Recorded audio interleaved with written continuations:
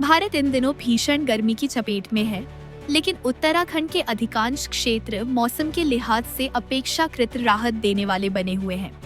जहां उत्तर प्रदेश, हरियाणा, पंजाब, जम्मू कश्मीर और राजस्थान जैसे राज्यों में लोग सूरज की तपिश और उमस से परेशान हैं, वहीं उत्तराखंड के पहाड़ी इलाकों में प्री मानसून बारिश ने लोगों को कुछ हद तक राहत प्रदान की है। हालांकि उत्तराखंड के मैदानी जिलों और कुछ निचले क्षेत्रों में भी गर्मी और उमस का प्रकोप जारी है, जिससे जनजीवन प्रभावित हो रहा है।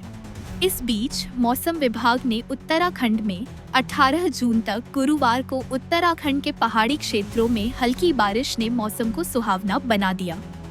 गढ़वाल मंडल के पर्वतीय जिलों जैसे चमोली, उत्तरकाशी, रुद्रप्रयाग और पौड़ी में बारिश के बाद तापमान में कमी आई, जिससे स्थानीय लोगों और पर्यटकों को राहत मिली। वहीं देहरादून में सुबह तेज धूप और उमस भरी गर्मी ने लोगों को परेशान किया, लेकिन दोपहर और शाम को हुई हल्की बारिश ने मौसम को कुछ ठंडक प्रदान की। हरिद्वार और रुड़की जैसे मैदानी क्षेत्रों में दिन भर गर्मी और उमस ने लोगों को बेहाल रखा।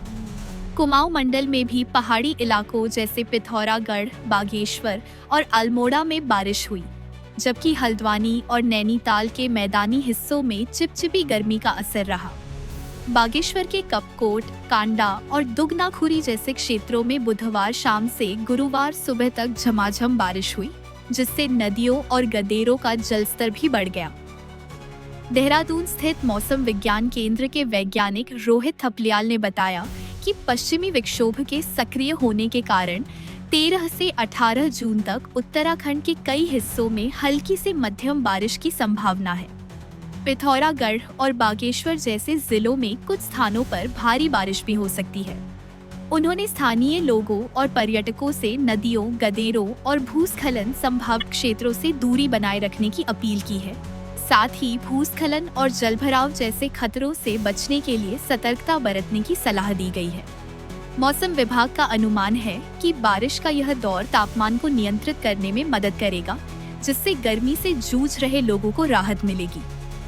उत्तराखंड में प्री मानसून बारिश का यह दौर न केवल गर्मी से राहत दे रहा है, बल्कि पर्यावरण के लिए भी लाभकारी साबित हो सकता है। हालांकि भारी बारिश के कारण पहाड़ी क्षेत्रों में भूस्खलन और सड़क बंद होने की आशंका बनी रहती है, जिसके लिए प्रशासन को पहले से तैयार रहने की जरूरत है। कुल मिलाकर उत्तराखंड में मौसम की यह अनुकूल स्थिति अन्य राज्यों की तुलना में लोगों के लिए राहत भरी है, लेकिन सावधानी और जागरूकता बरतना